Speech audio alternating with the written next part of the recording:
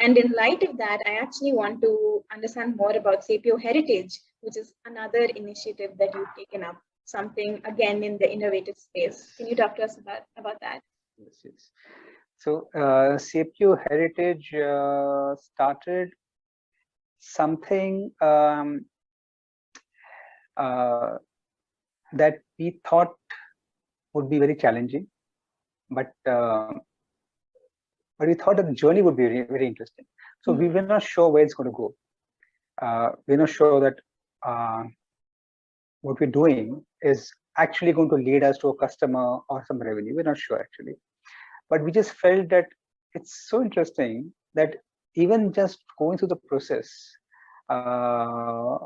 we would gain. In what way, we're not sure about that, but we just felt instinctively that this is something we would love to do. And so we sort of jumped in it without really fully understanding where we're jumping. And I'm happy we did that. Sometimes, when you reason too much in life, you also become extra cautious, and then a lot of opportunities which could have come your way, probably miss it.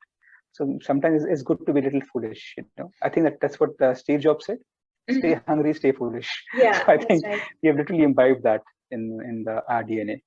So we jumped to this, fully knowing that it's a very difficult task. Nobody has been able to successfully use AI for heritage images. Nobody has been able to do. The best brains in the world have failed. And here we thought we will do it. Not because we had we were seeking challenges. We were seeking joy, actually, not challenge. And we felt it doesn't make a difference if we don't succeed. What is good is that we try, we engage with people, and we bring this as a focus area. So if we start and we may not succeed too much, but we might motivate somebody else to take it up. And if sufficient number of fools are there, not fools, sufficient number of people are passionate about it, who knows? One day we can create a solution, isn't it? So with that in mind, we made a beginning. And what gave us a huge traction was something which we thought is, can we protect a 2,000-year-old heritage and preserve it for the next 2,000 years? Is it possible to do that? And so we try doing that in a small way. So an image of Ajanta digitized, restored, and then preserved for eternity. Through a partner, we preserve this in the Arctic World Archive for eternity. And we said, this is a beginning. Yeah. If this goes well, I'm sure it may motivate many others to think about it. And it became a huge thing. The Prime Minister mentioned this work in his Mann Ki Baat. The mainstream media was covering us on this work. It went to many countries outside India. So we felt we struck gold in terms of satisfaction and joy that we were seeking originally. So can we now do something and help others take some joy from this? So we created a platform called Ajanta Etsy. Etsy stands for Heritage Culture. So we have created this, it's already there, Ajanta Etsy, where we try to combine heritage, technology, spirituality, science, music, podcast. So we try to have an interplay of all this. I don't know how successfully you've done it, but at least that's our effort. That there has to be interplay. We have to have, people who have scientific point of mind. They look away when we speak about spirituality, right? And people who are in spirituality, they perhaps look down upon people who think of science, isn't it? Which we thought was very silly.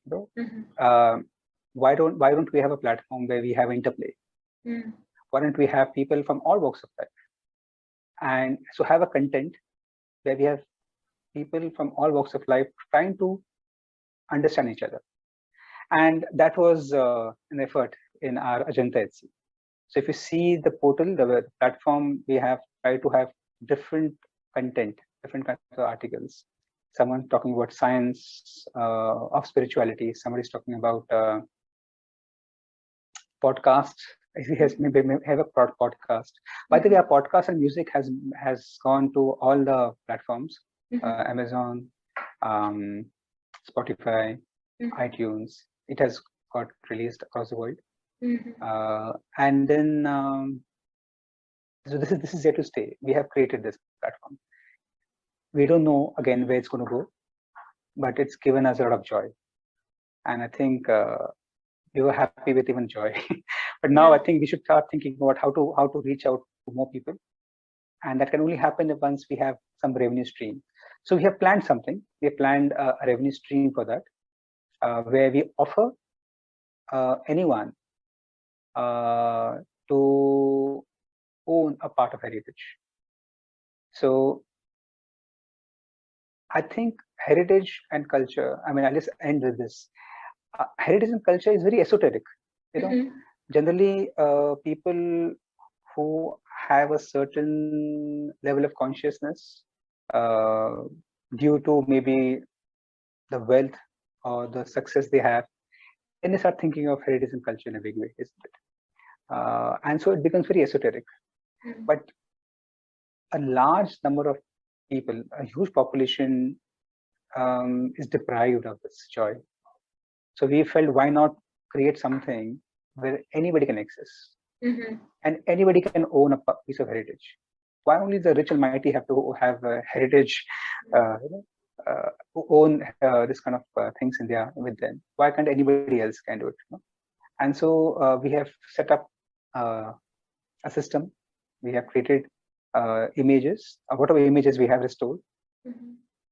We plan to offer them to anybody who would like to own it in his name and have it physical form as well, and also store in the Arctic World Archive for years together. And we made this affordable. Actually, we made it very affordable through our.